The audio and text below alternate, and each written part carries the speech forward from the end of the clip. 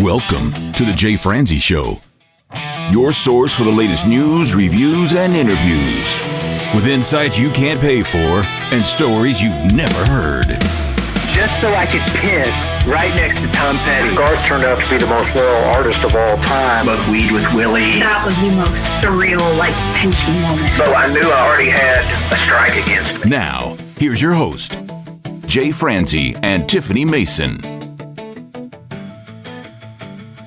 And we are coming at you live. I am Jay Franzi, and with me tonight, the Lizzie to my Chris, my beautiful co-host, Ms. Tiffany Mason. Good evening, Jay. If you are new to the show, this is your source for the latest news, reviews, and interviews. And if you would like to chime in, join us, fire off questions, whatever you would like to do, please head over to jfranzi.com. All right, my friend, tonight we have a very special guest with us. We have a very, very special guest with us. We have a country music recording artist hailing from the great state of Tennessee. We have Miss Stephanie Rabus. Stephanie, my friend, thank you for joining us.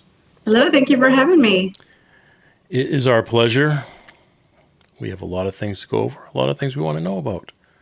However, what can you tell us about what's going on with your heart? Well, so when I was born, I had a pretty bad heart murmur that the doctors discovered pretty quick. So they wanted to do some procedures. Like they tried first to do this thing called a balloon catheter procedure. They did like 3 of those when I was really little that weren't successful. So by the time I was 11, I ended up having to do a open heart surgery. And the thing I had was called pulmonary stenosis. So they had to fix that. Basically, it wasn't open. The valve wasn't open enough to pump enough blood through. So they had to go in and basically cut that valve to get the blood to go through. Well, apparently, as years go by and you get older, things tend to wear out a little bit and, go in the opposite direction. So I had noticed a couple of years ago some heart palpitations that I had never noticed before, and got that checked out recently and found out that I had what was called pulmonary regurgitation, which is a leaky valve. So apparently I ended up having, after doing tons and tons of tests, MRIs, CTs, all these things, I ended up finding out that I had a pretty severe leak. I mean, they were saying kind of moderate to severe, which was like a 36% leak in the opposite direction of where the blood should have been going. So we kind of went through the options. We could have done another open heart surgery, which I was like, please no. There's a long recovery process in that. And doing what I do as a singer couldn't really be out for 3-4 months. You know what I mean? So they ended up going with some pretty crazy medical technology called a transcatheter pulmonic valve replacement. And they used, ironically, what is called a harmony valve, which is made from a pig valve. And then there's some other stuff in there. I don't know all the details, but they basically put it through a little catheter in the groin and all the way up into your heart, and they just place it there. And I had this done about a week and 6 days ago, about exactly a week and 6 days ago. So yeah, pretty crazy stuff. But the real crazy thing is when I was 11 was when this first happened.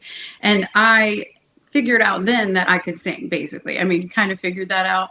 My dad played drums for an Elvis impersonator who was our next door neighbor.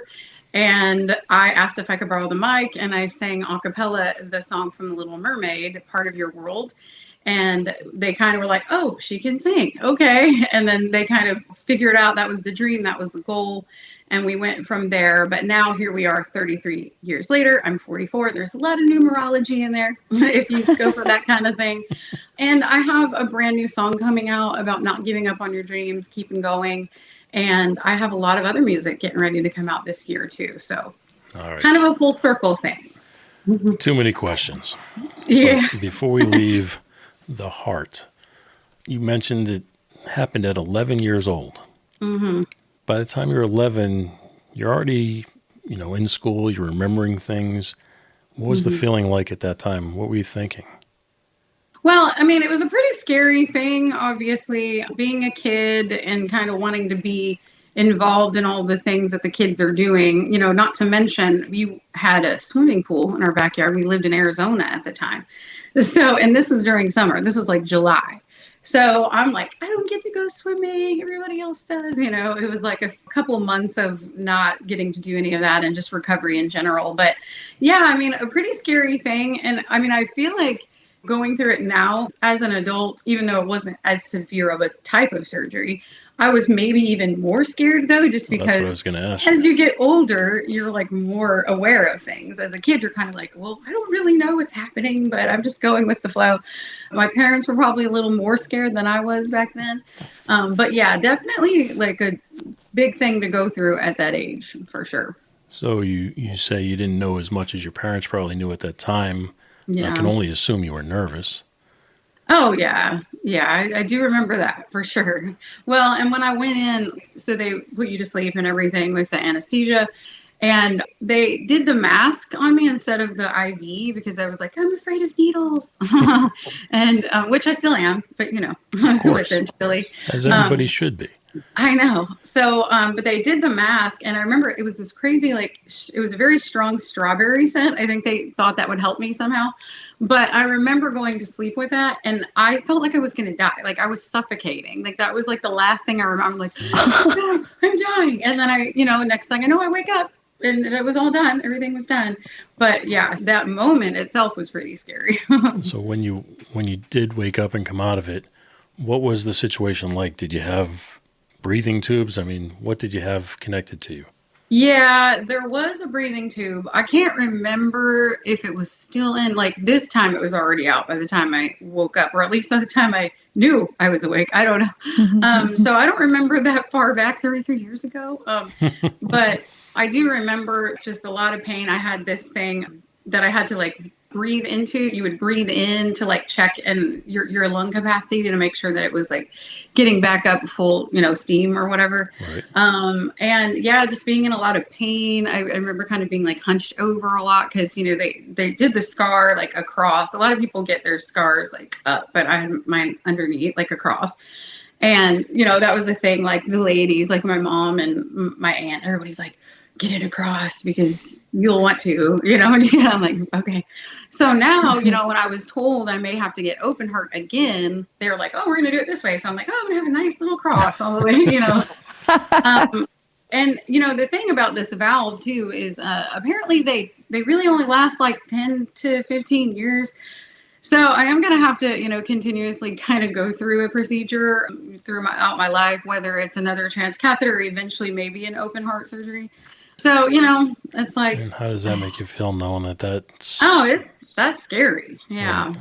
But, I mean, I kind of am a person who like takes things day by day, and I do a lot of praying and a lot of just like letting God know that I'm, very grateful for him protecting me and for, providing for me and all of that. So I'm constantly in this gratitude mode.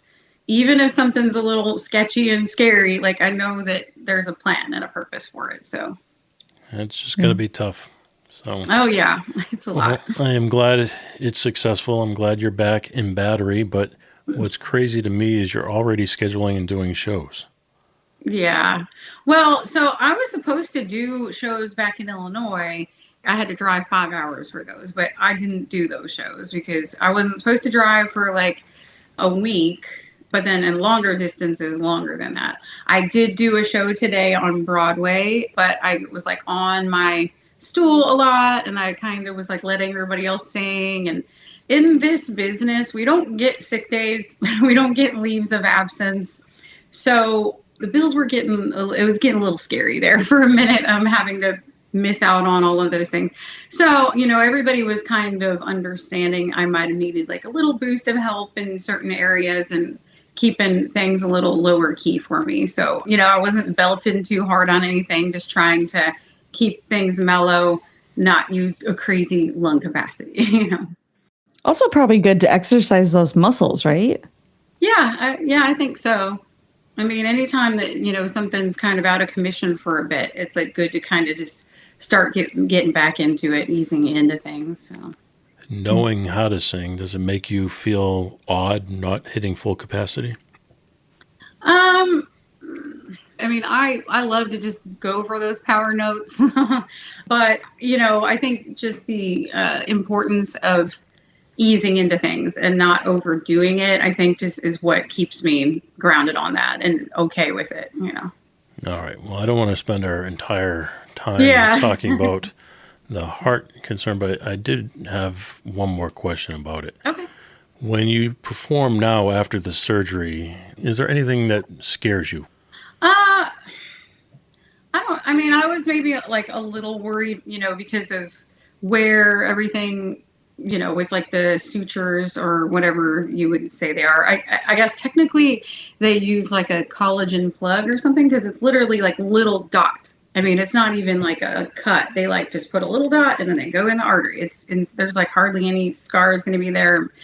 But I think worrying about, making sure that that's okay, because, sometimes you hit those power nodes and like, you're like, is something gonna, pop or go crazy, and then of course with the lungs and everything. So yeah, a little bit of concern there, but I feel like pretty close to back to normal. And I think that, that's one of the benefits of this type of procedure is to be able to kind of get back in there a little quicker, well, a lot quicker. I don't know. I just try to think of it myself. I mean, I know heart disease runs in my family, and I sometimes think, is it too much or you're pushing too hard? So I just wonder, for someone who's had to go through a surgery, do you come out of it and think, is it too soon to perform or is it too soon to push it? Yeah. All right. Let's talk about your new single, I Told Me So. Yeah, well, so I had a writing session actually a couple of years ago with a couple of my favorite writers I've written with. Who are? Well, Mark Roma is one of them. He wrote Bells, Bells, Bells with me. He was one of the writers on Pray You Down. The other writer is a man named Greg Matthews. Unfortunately, he did pass away very recently. And it was a really sad situation. I had finished, the first version of the song, and I had the group message still from when we had written the song a couple of years ago. And I hadn't talked to Greg since then, but apparently he ended up getting pretty sick. And I believe that it was COPD, I believe. And I didn't really know that. Like, I didn't know about the situation. So when I sent the song through, Mark got back to me and he told me that Greg hadn't been doing well. He was like, he probably won't even be able to respond to this or anything.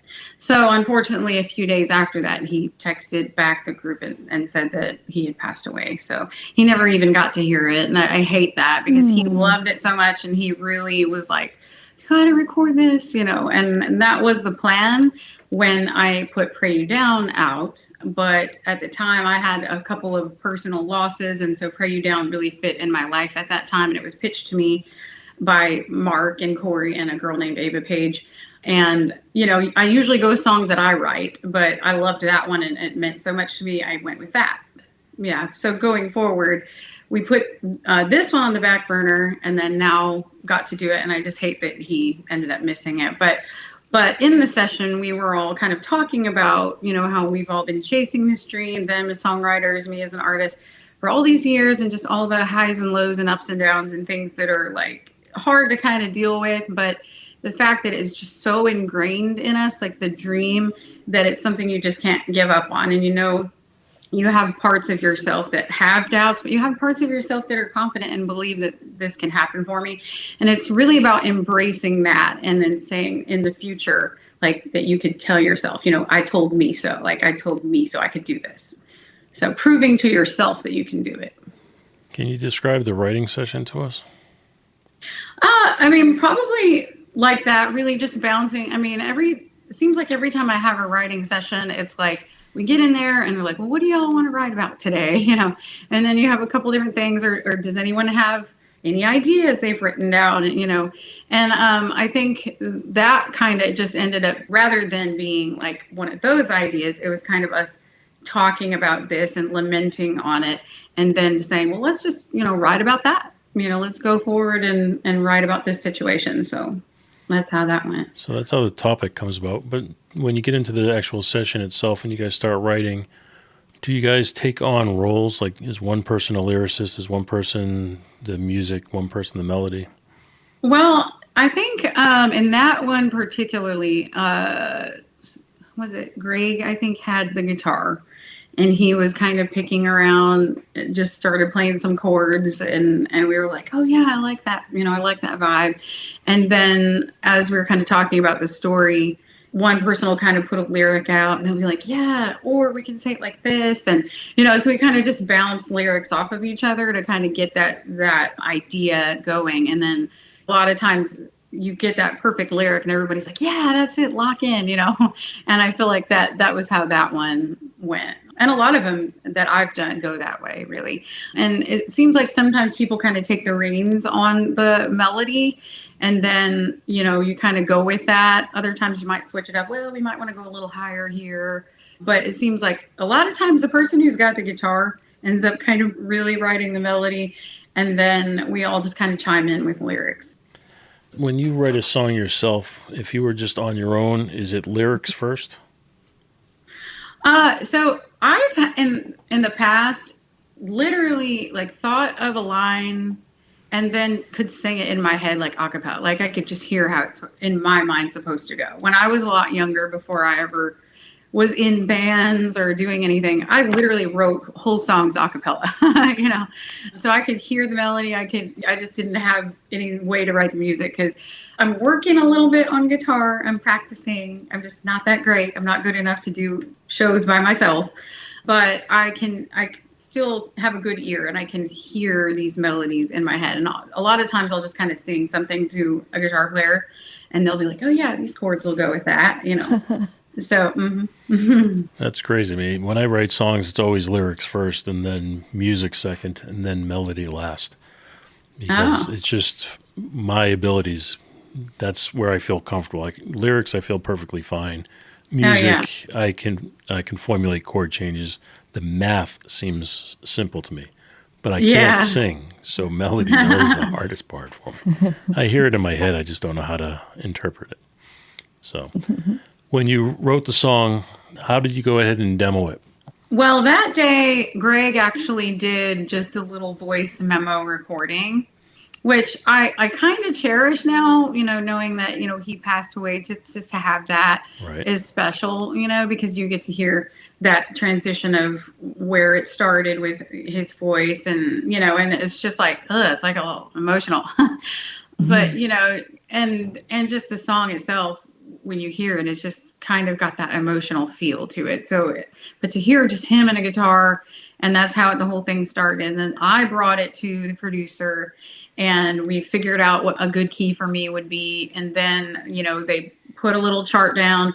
The studio musicians did a thing, and we had, and I mean, a little bit about this, but we had kind of evolved the song. It kind of started out being a little more like traditional, like something you might hear in 80s or 90s country, which I love. But we were all kind of in an agreement that we wanted to give it like just a little bit of a modern twist to it, just a feel that made it a little more consistent with what's happening now in music, which now people are really embracing traditional, but you still want that kind of newer feel. You don't want it to feel like it was plucked out of, the 80s.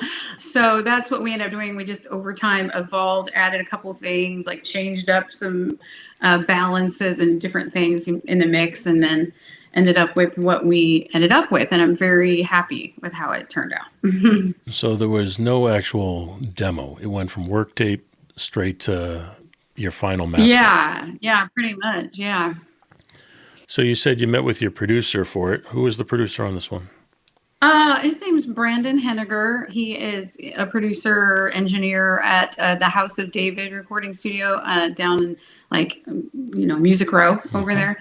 And I think David, who owned that studio, had also passed away in the last year or so. But yeah, there's a lot of very famous people who recorded there. I can't remember right now who they all were.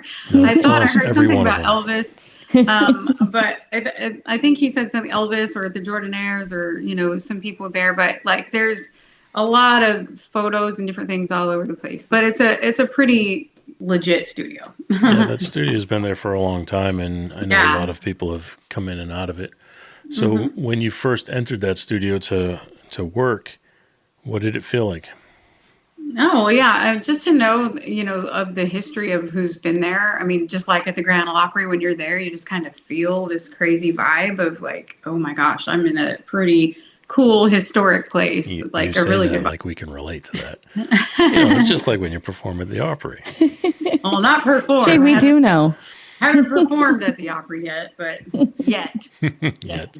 But being there, even in the audience, the first time I ever went to the Opry, I like bawled because it's just a vibe. Like if you have that dream, it's an overwhelming feeling the first time that you go there in the audience. But I've been fortunate enough to go backstage 3 times now. I know a few musicians, well, several musicians who play on the Opry, and they can just get guests in like whenever. So it's a pretty neat thing that, my dad and I recently got to do that, and it was really cool. So you go in there, it's kind of a little bit overwhelming.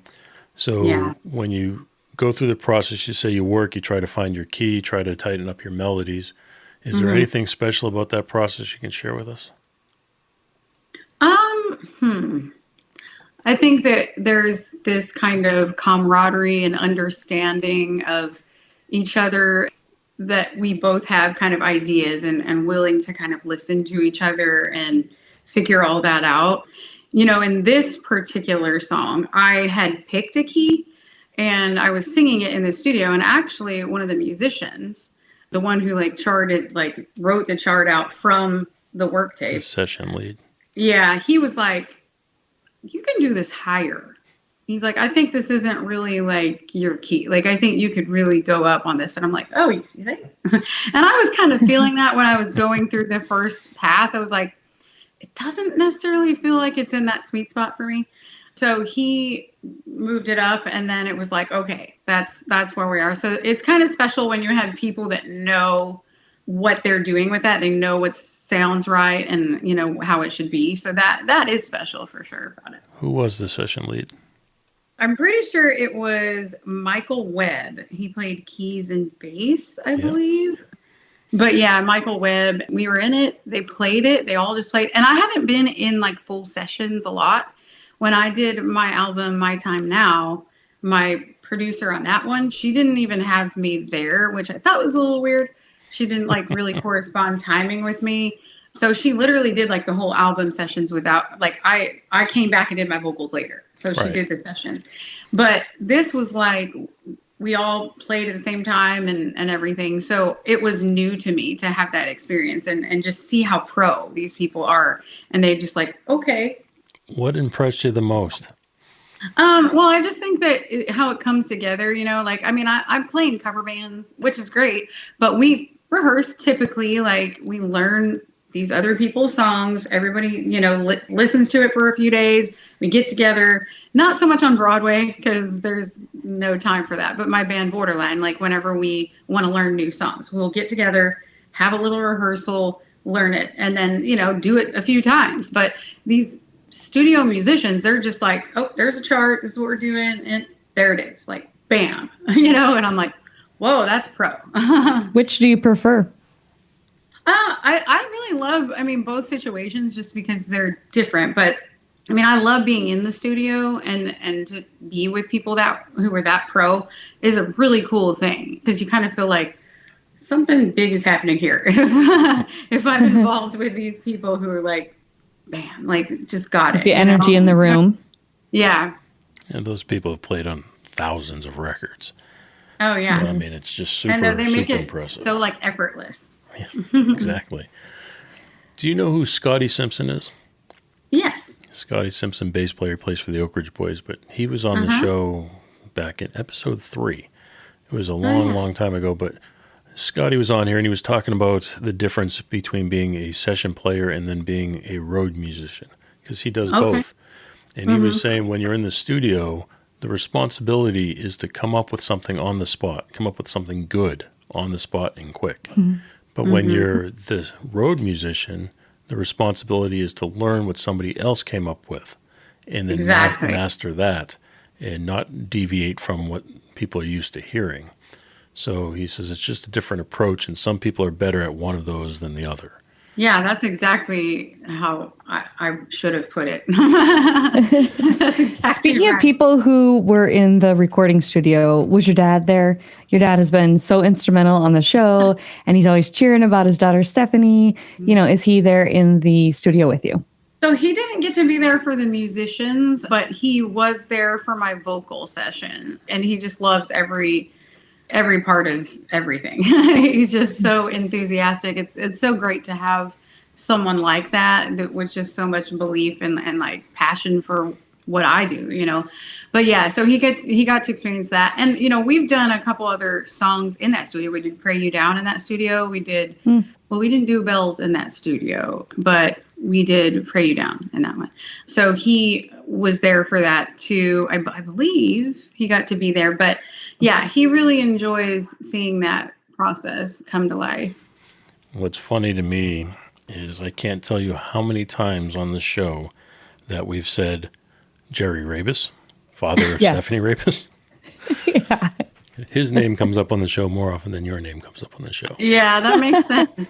Your name only comes up because of your dad sometimes. Oh.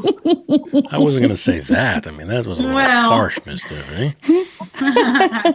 But no, I mean, it really does. His name comes up a lot. He answers the question of the day for us a lot, and we talk about him.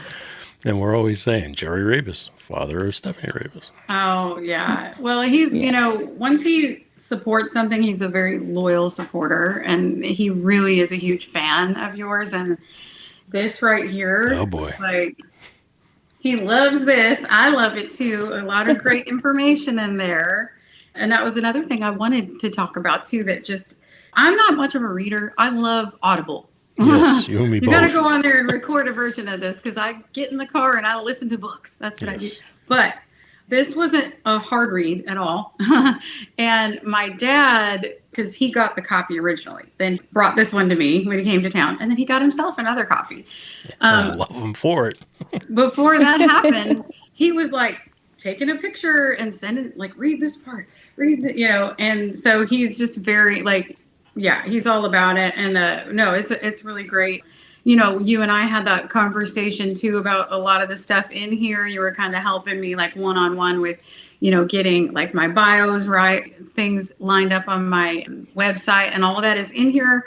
So any artists out there, you must. Sorry, we have some technical difficulties. He doesn't like very much attention on himself, but it's his book, yes? Oh, this is Stand Out or Fade Out Strategies for Standing Out in Nashville by Jay Franzi. Nice. And I love it. Well, it's a really great book. I mean, telling y'all, if you're looking to learn more about this crazy industry, this is a good place to start. So check is in the mail. While we're talking about parents, let's go ahead and mention Miss Kathy, Tiffany's mom, says that Miss Tiffany sent her a copy of your song, Pray You Down, and she loved it, made her cry. Oh, well, thank you so much. I'm glad that it touched you in that way. And that's why I recorded it, because I have had that personal experience, and I know literally everyone else has. So I think this was a song that anyone can resonate with. So I'm glad that, it touched you in that way. And I'm so sorry for your loss. It's the hardest thing. I'm telling you that I just pray every day, like, give me so much time with my parents, because I do not know how I'm going to handle that when that day comes, and I pray it'll be a very long time from now. It is tough. I will tell you that. I lost my father. I was in my early 20s and lost my mother in my early 40s. So. Oh, my goodness. Ugh. It is not easy, but yeah. I guess it's part of life. Yeah. All right. So you went in the studio, you spent the day with those musicians. Was it again, we talk about a union session, so was it a typical 3-hour block? Yes, it was. All right, so you go in there, you're impressed by the musicians. They go in, they knock out your song. You get to see some of the world's finest musicians play your material for the first time. How'd that make you feel? No, I mean, really good. And, I was sitting there with, so the producer's girlfriend, she was there, and we were just sitting there, and we're like, it's so beautiful. Like, the piano came in, and we're just like, oh my gosh. Because, like, the way that the song sounds when it's just an acoustic guitar and I mean, it was Greg singing it, so it was just like this guy voice and acoustic guitar. And then the way it comes to life with that, it's just like, whoa, it's a pretty overwhelming thing. I mean, I know people who have done it a million times is probably nothing anymore. They're like, oh, big deal. But I think it's really cool. And really special. I mean, I can't tell you enough. It really is an amazing feeling and amazing experience. Mm-hmm. Once the session was recorded, typically that 3-hour block, did you stay in the studio at that point and continue working, or did you come back on a different day to do your vocals? I did, let's see. I think that day I just ran a few passes just to have one to kind of like live with, the scratch. And then I did come back later and had like a separate vocal session. But yeah, that day we just wanted to have something for them to work with when putting all the music together. It is normal to have somebody go in the booth and sing a scratch vocal with them. But in your particular case, your song is so personal and there's a lot of feeling behind it. So when I think of you going in there to sing scratch, it may make the musicians actually feel the emotion a little bit more than they would have if you weren't there. Yeah, that makes sense. Well, very cool. So then you go back, you sing it. How many times did you go through the material, and did you do it all at like one stretch, or did you go verse, chorus? Did you take it in sections? So this producer, he tends to do, or we'll just kind of do the whole thing. Like we'll just run through a whole pass, and then we'll listen to it, and then like we might listen to the first verse, and I'll be like, okay, that's good. Go to the next. And then I could beat that one. So like, let me do that line again. You know what I mean? So we'll do like one of the chorus lines or whatever it was. So we'll kind of literally comb through it and go, okay, I could beat that. Let's do that again. And then go through. Now I've worked with other producers like on My Time Now, where she's like, we're going to do all the verses at the same time while your voice is in that range. So we do like the first verse and then skip over to the second verse. And then if there's a third verse, usually not, I don't think. But anyway, maybe. But so 2 or 3 verses, whatever it is. But you do those all together. And then you go to the chorus, bridge, and then kind of piece it together in that way. It keeps your vocal in the same timbre, the same tone. Yeah, the consistency. Which is nice. But I prefer the first way you described, where you sing it the whole way through. I do too. Especially for you, you're a live performer. So let's go ahead and sing it, and it feels live. It comes across with that live feeling. And like you said, if there's a spot or two that may have gone a little awry, you can go ahead and just touch it up a little bit. Yeah, definitely. And I would rather try to like touch it up than be like, oh, just tune that. I supposedly, people say, am a pretty good live singer. I don't know. But I'll say it for you. You're an amazing live singer. Oh, well, thank you. The fact that I can do that and get it right and not have to rely on all this. I mean, there's all the technology you need right now to like perfect things. I'm a perfectionist, and I like it to be genuine and not fake, not a bunch of tuning and whatever, move this and that around and whatever. So I'm with you, and I would prefer it that way as well. I mean, I prefer a singer who can hit the notes and do their part the traditional way. But there are times, I won't say that it's never acceptable to use one of the tools that you may have. Oh, yeah. A singer may have just nailed a performance, like an absolute great performance, but it may have got a little pitchy. And then, okay, fine. You just touch it up a little bit, just so you don't lose that raw emotion. But for the most part, especially like you're saying, I would much rather you sing it over and over again. You sing it 2-3 times from beginning to end, and you've probably nailed every part of that song. Yeah, and I know what you're saying on that, because there have been very rare times where it was like you capture the emotion, you capture the performance, but note might be a teensy bit flat, and you're like, okay, you can move that up with that. It sounded like, T-Pain like or whatever. Right.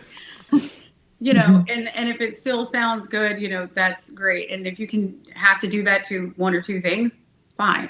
That technology is there, and that's great. But yeah, I just feel like, I don't know, I get a little annoyed when it gets to be these people that, they have a certain kind of look about them, if you know what I mean, but they can't sing at all. And then they get in there and it's like, let's just tune everything. And then, they try to go and sing live on like a radio tour or something, and there's nothing. They got nothing. But yet here they are with a record deal, or here they are on, the CMAs or whatever, Because they're 20 years old and beautiful. Yeah, exactly. So that's the kind of stuff that I feel like, okay, we're overdoing it with this technology. Just hire real talent. Well, on that note, I will say one of my roles when I worked in Nashville was to tune vocals. And they would have me tune vocals that did not need to be tuned. They would want every word on the record tuned, whether it needed it or not. That's crazy. They were doing it because everybody's doing it. They want to make sure that they're just as perfect as everybody else. Yeah, and then you hear them live, and they're like, "That doesn't sound anything like what I heard on the record." Right. I had a couple of sessions with a voice therapist because I was dealing with like a little bit of hoarseness, and I was like worried about it. So I got it checked out. They looked at my vocal cords. They said, "No worries, like you don't have nodules or anything developing, but you do have like a little bit of like a thickening going on there. It's almost like a, how did they word that? Not mucus, but it was like something like that on the cords that you can clear if you know how to do it with therapy." So they ended up giving me this vocal therapist, and I did a few sessions with her, and she was talking about how when you're singing live, you don't have to worry about all these things being exactly like the artist, because the artist, it's not going to be like that. What they did in the studio is not what they're going to do live, because there's breaths that are taken out. There's all these things that are going on in the studio, and you'll never hear that, what you hear live. So she's like, don't worry too much about like the perfection of these things. You're, a real person, you're a real singer, but you need to breathe, but you don't want to overdo it, And so she kind of went in and explained how don't try to mimic what's happening on these records, because it's not real, really. How do you find that out? Do they put a camera down your throat? So, yeah, it's so uncomfortable. I mean, it's not painful. It's just awkward. They have this like tube with a little tiny camera, and they put it in your nose. Ooh. And it goes all the way down your throat into your vocal cords. Yeah. And they can see them and how they're moving and, what's going on there. And they can see if any bumps or anything are developing. And you're awake during this time. Yeah. They numb you. They put this like numbing agent in there. Yeah, it's weird. Are you watching the camera? No, I didn't see it. I kind of wish I had, because I don't know, but no. I would not want to see that. Yeah. I would. I'd watch every little piece of it. It's interesting, but yeah, I kind of wish it could have seen what it looked like just so I can understand, but they described it and they just said, again, there was just like a little bit of thickening there, and really all you have to do in that situation is take some therapy and like learn about certain things about breathing and phrasing and like different ways of singing. There's like some people are kind of get up in those high notes and they just full on belt and like scream. And then that's how you wear out. But this is kind of about learning control and making it more of like a mix when you get to those higher notes. So it's like kind of a mix head and chest voice type of thing. So.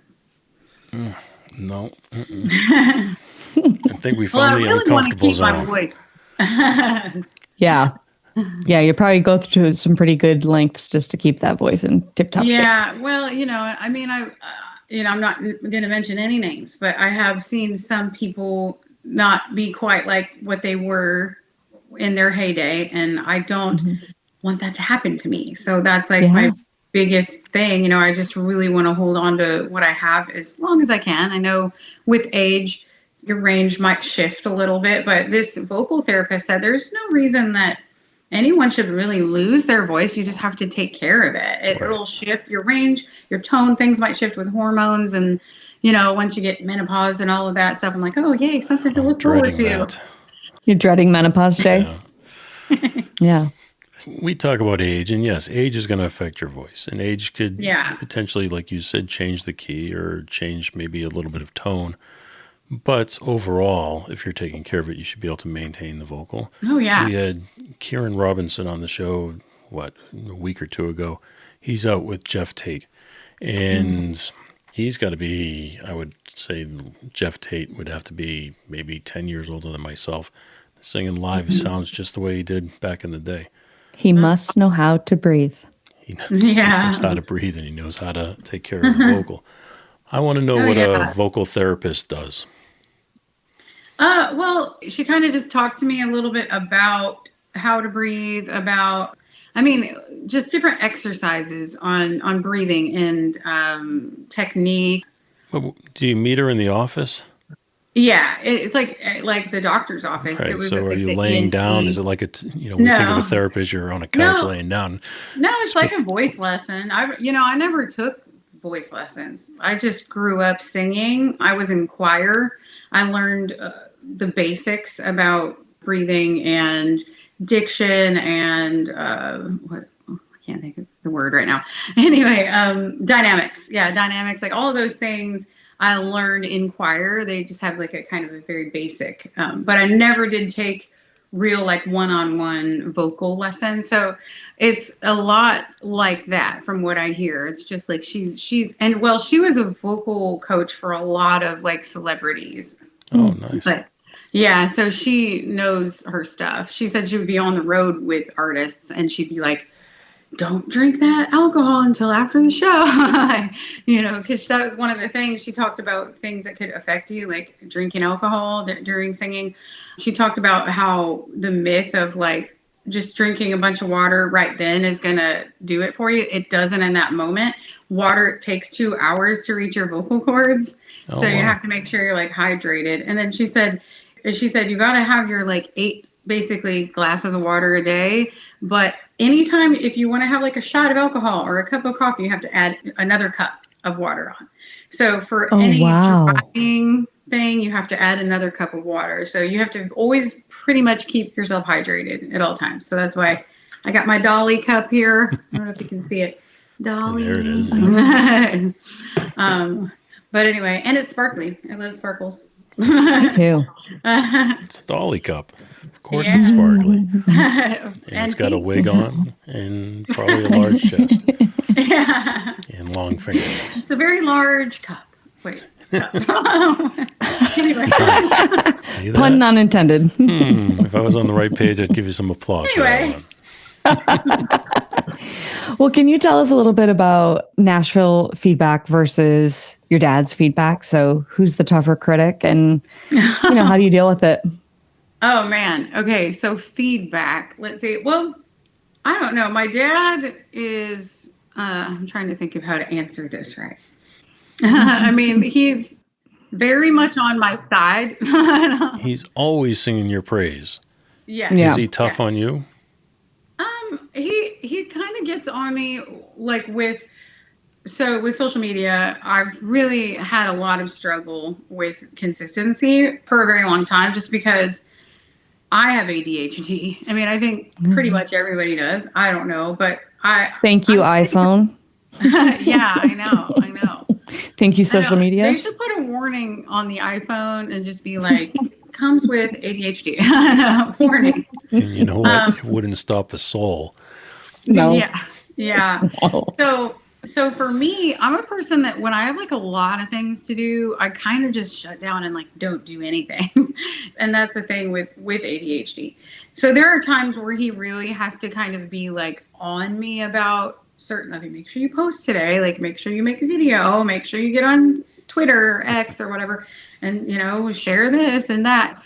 So he is on me in that way. I think with my singing talent and everything, he's just on my page with that. Like he's proud of me for that and thinks that I do a good job with that stuff. And then the industry itself, I haven't gotten any direct negative feedback. I just haven't gotten opportunities that I hope to have gotten by now, I guess. So I don't know if it's just them not saying whatever, if there's an issue or whatever. But I think that it's just a hard thing all around to kind of have, Well, you've performed in all different kinds of venues. Mm-hmm. What crowd is the hardest to win over? Well, I think it's a lot of times it's the rowdy crowds, maybe just because they're not really there for the music. They're just there to party and drink and be drunk, and we're background music. So, and then especially in a place where you have to run the tip jar and you are dependent on tips. I don't think a lot of people realize that when you play Broadway, Broadway's, iconic. Everybody thinks of Broadway as the place to play. But the venues on Broadway, they pay a little bit, but it's a small amount. And the majority of your money actually comes from the traditional tip jar. It's not a tip jar like we would think if you go to a show in Nebraska. We're talking about a jug that people pass around like a drinking tradition. Yes. So let me just ask, does that tip jar give you enough money to be able to live a, typical life?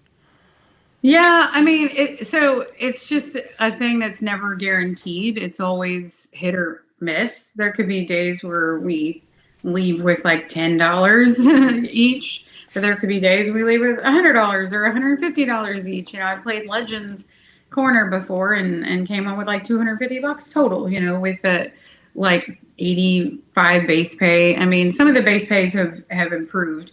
Back in the day, it was like $30, $20, like Tootsie's and some of those places. Yeah, it was bad. So they've improved quite a bit on them, but it's still not enough to live on without the tips. When it comes to, making it in Nashville, what do you think are the things that are misunderstood a lot? Well, I think when people think of the term making it, it's kind of like, CMAs, Grammys, Opry, the big thing, like making it is like this big record deal and this big thing. And that is usually the first dream. I mean, that was my dream many years ago. I mean, when I was 11, I mean, that was my dream all the way through, and then moving here, that's what I thought was going to happen. And I think that nowadays you can make it in different ways, especially with like social media, because you can build a very loyal fan base and you can have income, monetizing, you can sell merchandise, you can have people buy tickets to shows if you book those type of shows, which I need to start doing. But you really can have a good career and kind of make it, where I think that everybody thinks making it is like you can't walk into Walmart without people knowing who you are. I don't know if I really want that now. Maybe at one point in my life, I might have been like, oh, yeah, I'll sign autographs while I'm buying my toilet paper. No. But I don't know. Need paper? Let's use some of this. Yeah.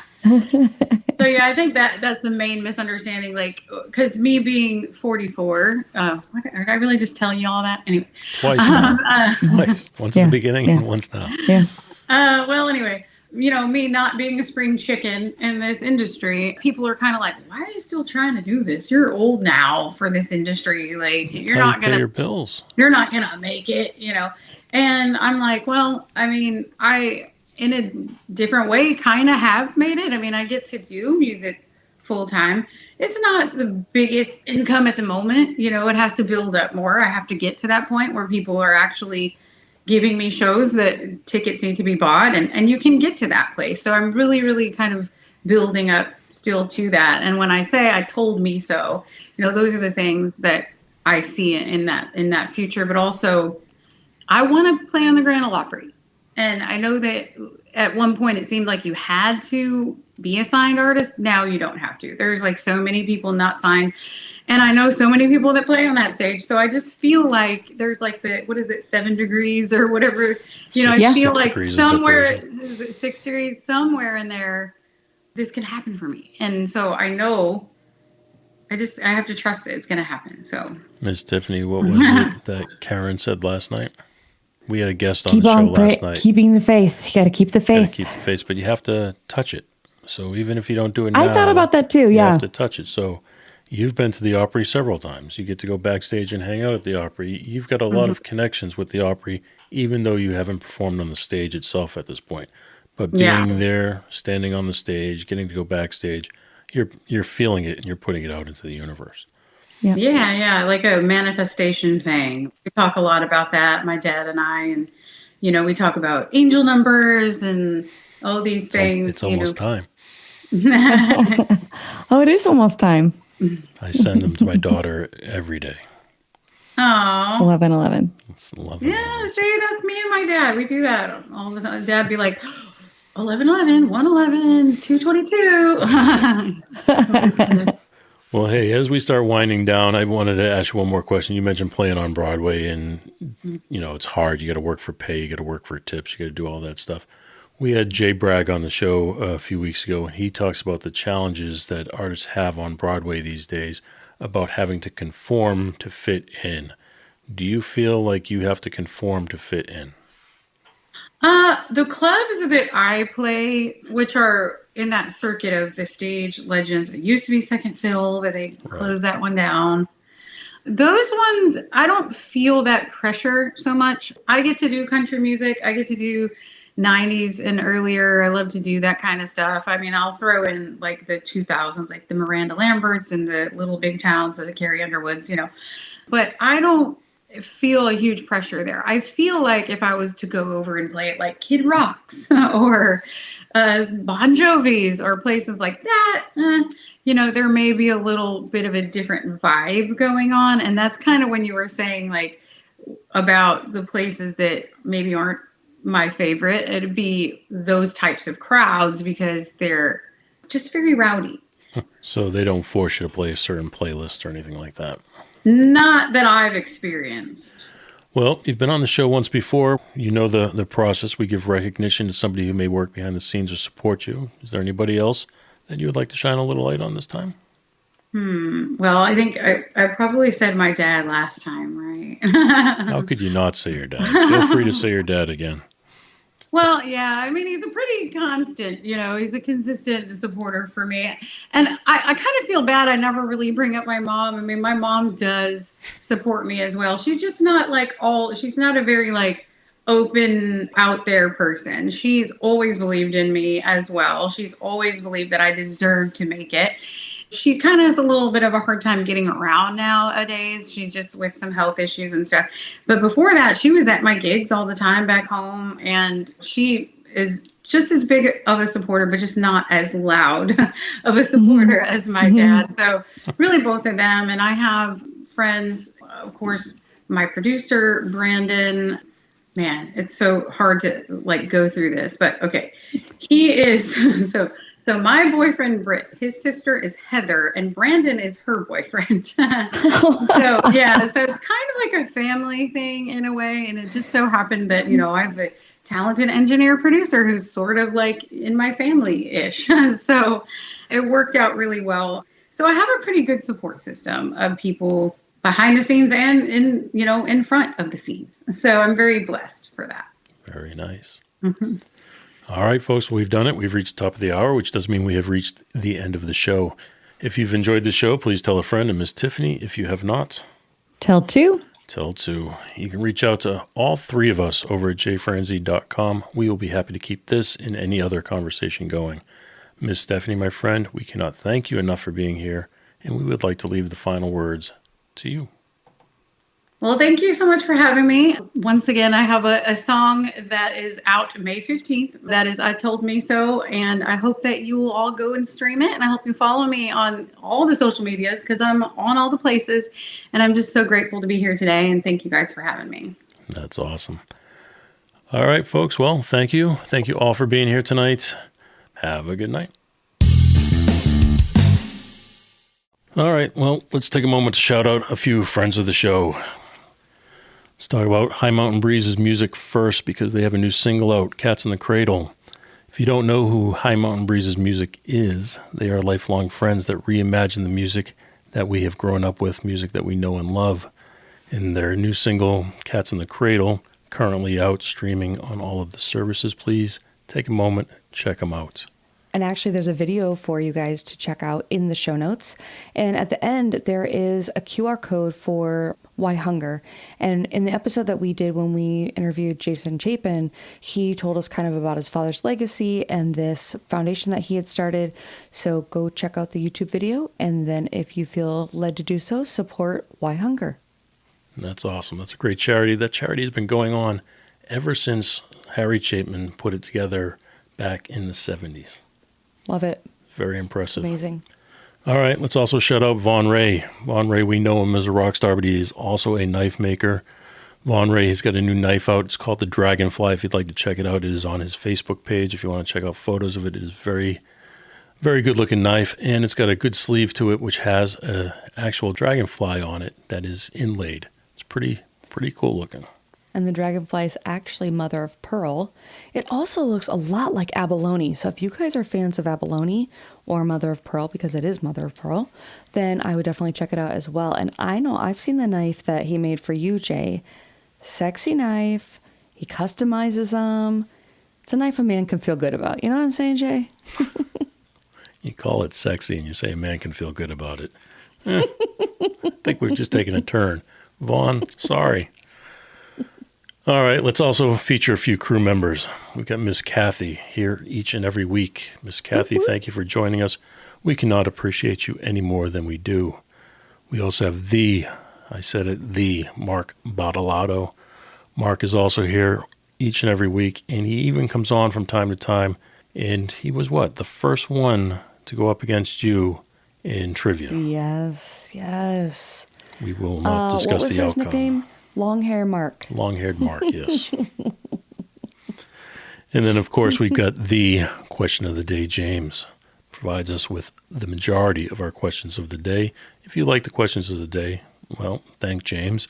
And if you'd like to participate in that process, you can go ahead and send your questions or your ideas over to feedback@jfranzi.com. And on that note, folks, have a good night.